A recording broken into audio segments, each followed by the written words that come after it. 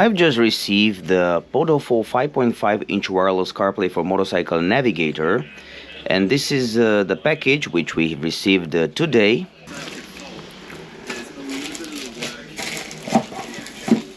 This is actually a dashboard camera, very useful for checking out the traffic and recording the traffic whenever you're on a motorcycle or even on a scooter. We will start to mount the MT-03, the motorcycle smart screen, and everything which is included, the cameras, front and rear cameras, remote control which will be attached to the handlebar, and this 5.5-inch display. I'm looking forward. We're gonna mount everything on this scooter, the Honda Forza 350, and we're gonna attach everything to the accessory socket in order to protect the battery. Because we have only this bracket to attach the display, we're gonna find a solution for this scooter. The way the cables are made, and it really makes easier to go out and find a way through the fenders. They are very compact and very nicely put it together, and also you can remove this USB-C type cable. Okay, you can remove it, and this makes easier to take it with you, to take the display with you, or to be able to use the cables much more efficiently. Another big plus for this package is that we have the SD card included. We have 64 gigabytes SD card included in the kit. We have a lot of looping video which you can watch afterwards. We need to find a solution to mount this on the scooter. As you all know, the scooters are not such an easy going when it comes to mounting a navigation on it, or a GPS or a phone mount. We can include the card in the socket. We're gonna place the front camera just here to have perfect visibility, and on the rear we have here underneath a perfect spot to catch everything what's happening on the back side. Before placing the camera with its 3M sticker, make sure you clean the surface very well, the surface which you're about to mount the camera. We removed another plastic. We found a pretty nice position here. What I like also is that these brackets have some aluminum layer. They can be bent slightly. The sticker, it's very good. It stays quite nice here. It's secured by the cable. Push it a little bit to have extra sticking power. On each cable you have written here front or rear, just to make sure you're not missing anything. So front channel, front CH1, this is the front side, the front connection with the main unit.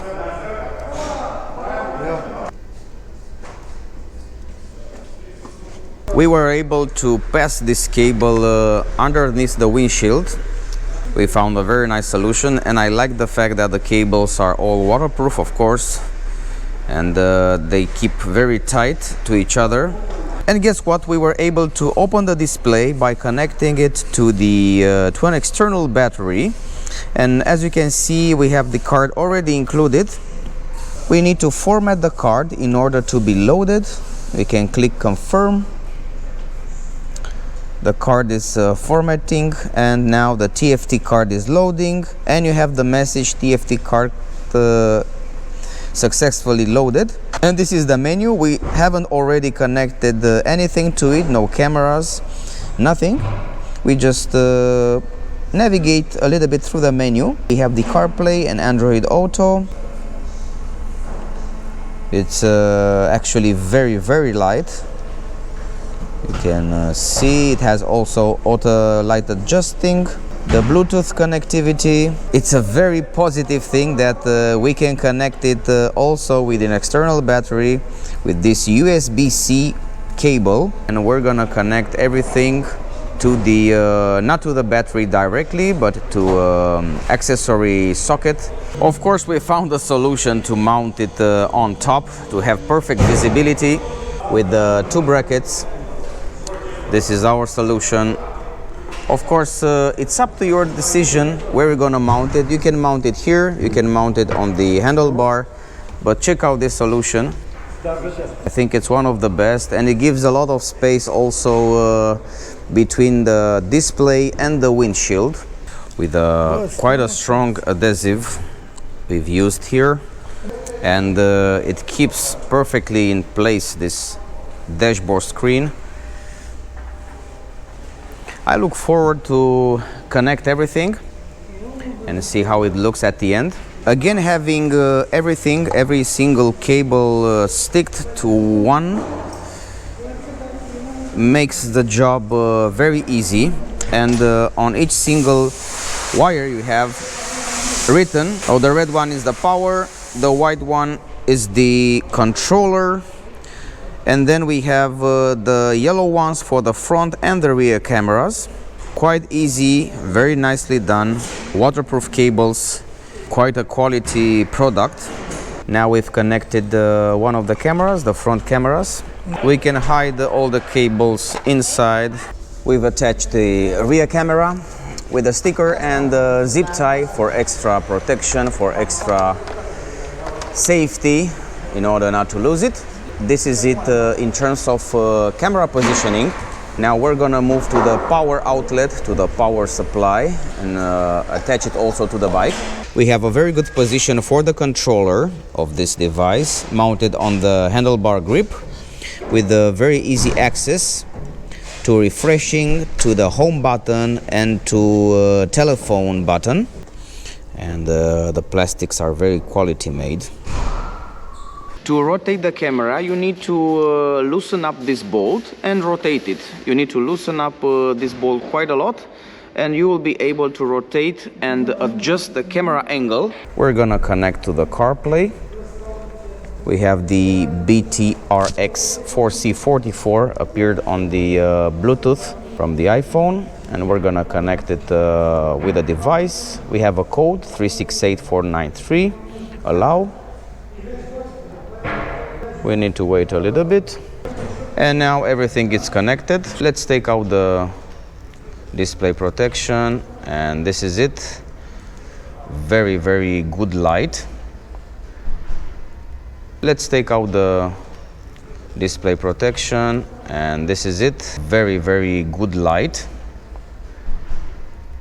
Touch display, it's working quite good, yes. Very responsive. The visibility is very good. You can use also your phone, and everything can be connected, your headset. It's very responsive. Very responsive, yes. So we can change to the cameras. What we have here is one option to have both front and rear. We can lock also the video. We can unlock the video, we can make a photo, we can click on record, stop the record. The home button. We can also access everything via this buttons. Check it out. We can change from here directly. You can see now we have only the back view. We can change everything from the display. We can take a photo. We can go to home directly from this handlebar command center or command. We can use the buttons. The buttons are very responsive. You can check it out.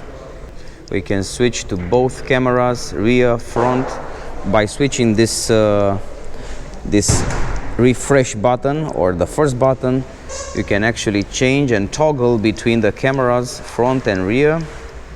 To switch between cameras is enough just to slide, and you have three positions. You have the rear camera, you have the front camera, and you have both. So in my opinion, you can easily switch, and it's really responsive, and you can easily switch and toggle between the cameras, front and rear.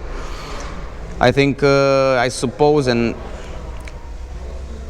I think that the rear camera is very useful, and it appears very nicely on the dashboard. You have the mirrors and you have an additional camera which it shows you, and not only that, it shows you during the traffic behind you, but also records everything.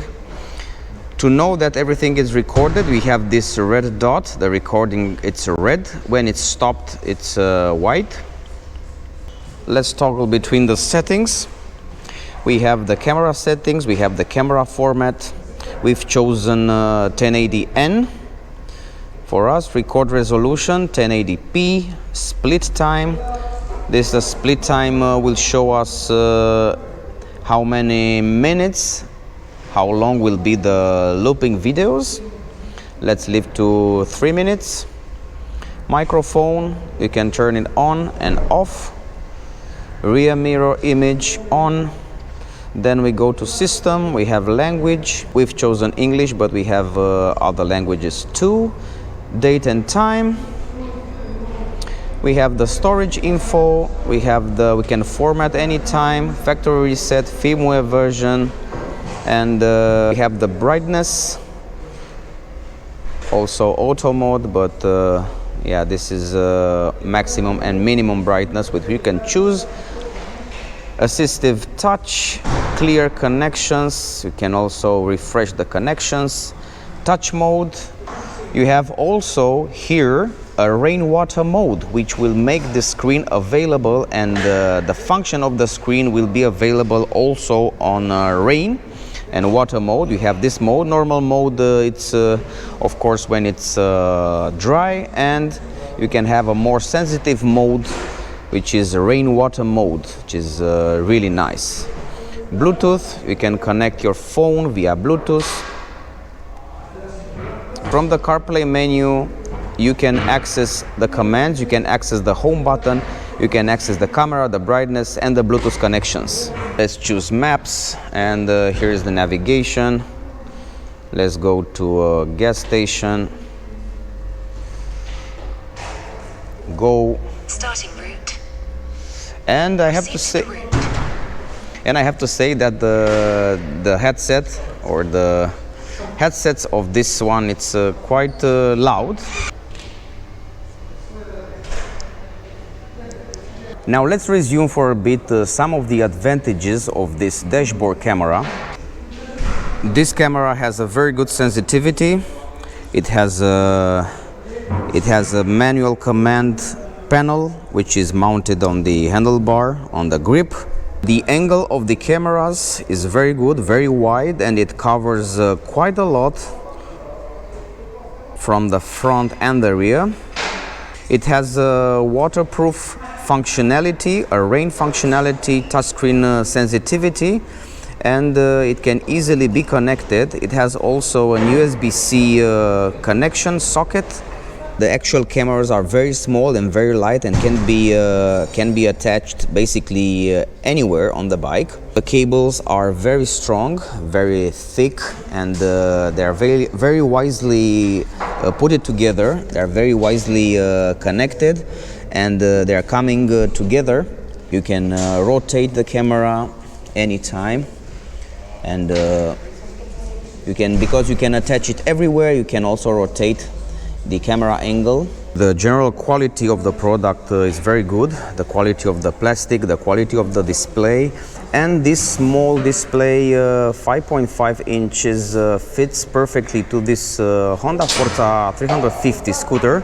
I think it fits quite nice behind the windshield, and it will have an extra protection. All the cables, all the connections are written, and you cannot be mistaken.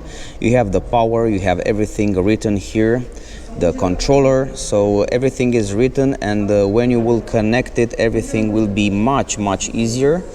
You cannot mistake. The visibility of this screen, it's very good, I must say.